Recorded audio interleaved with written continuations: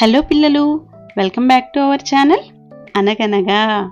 పిల్లలు, ఈరోజు మనం కథలోకి వెళ్ళే కన్నా ముందు మీరందరూ కూడా మన ఛానల్ని తప్పకుండా సబ్స్క్రైబ్ చేసుకుని మీ ఫ్రెండ్స్కి రిలేటివ్స్కి కూడా షేర్ చేయండి. ఇంకా ఆలస్యం చేయకుండా కథలోకి వెళ్ళిపోదామా? అనగనగా రామాపురం అనే ఒక గ్రామం ఉండేది.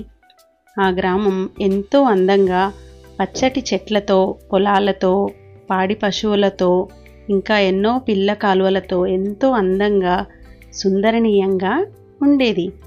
అలాంటి ఆ గ్రామంలో రాముడు అనే ఒక చక్కటి బాలుడు ఉండేవాడు. రాముడు ఎంతో తెలివైనవాడు, ఇంకా చాకచక్యం కలవాడు. పెద్దల మాటలని ఇట్టే గౌరవిస్తాడు.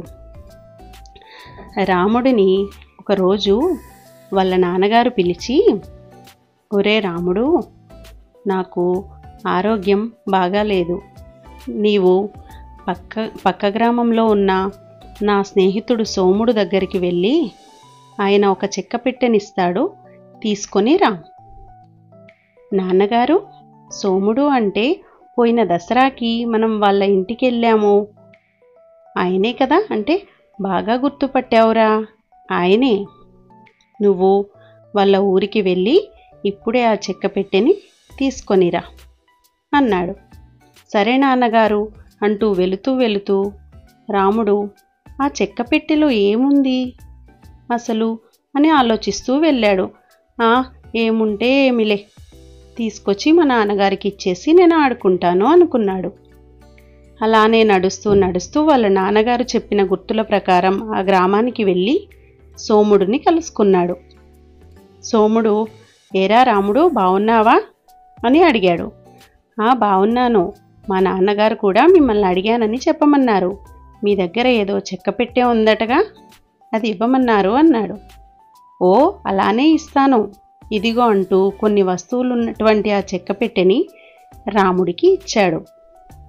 ఇస్తూ ఒరే రాముడు, జాగ్రత్తగా తీసుకుని వెళ్ళు, వెళ్ళే దారిలో దొంగలుంటారు అని అన్నాడు. అలానే అంకుల్ అని అన్నాడు. రాముడు వెళ్తూ వెనకాల ఏవో అడుగుల చప్పుడు గమనించాడు. ఎవరో వస్తున్నట్టున్నారు అని తన అడుగుల చప్పుడుని పెంచాడు. తను స్పీడ్గా నడుస్తున్నప్పుడే ఆ దొంగ కూడా వేగంగా నడవడం మొదలుపెట్టాడు. వీడు దొంగనే అని గమనించిన రాముడు ఇంకాస్త వేగంగా నడిచాడు. అలా వెళుతూ ఉండగా రాముడికి ఒక నది కనిపించింది. ఆ నది దగ్గరికి వెళ్ళిపోయి ఆలోచిస్తూ ఉన్నాడు, ఇప్పుడు ఏం చేద్దామా ఈ దొంగ వచ్చేలోపు అని. అక్కడే ఒక పొదలు కనిపించాయి. ఆ పొదలో ఆ చెక్క పెట్టెని పారేసి ఇంకా ఆ నది ఒడ్డున నిలబడి ఏడవడం మొదలుపెట్టాడు. ఎవరన్నా కాపాడండి, నా చెక్క పెట్టె ఈ నీళ్ళల్లో పడిపోయింది, నాకు ఈదడం రాదు అని అరవడం మొదలుపెట్టాడు. రాముడినే ఫాలో చేస్తూ వచ్చిన ఆ దొంగ రాముడి దగ్గరికి వచ్చి ఎంతో ఆప్యాయంగా, ఏమైంది బాబు, ఏం జరిగింది అని అడిగాడు.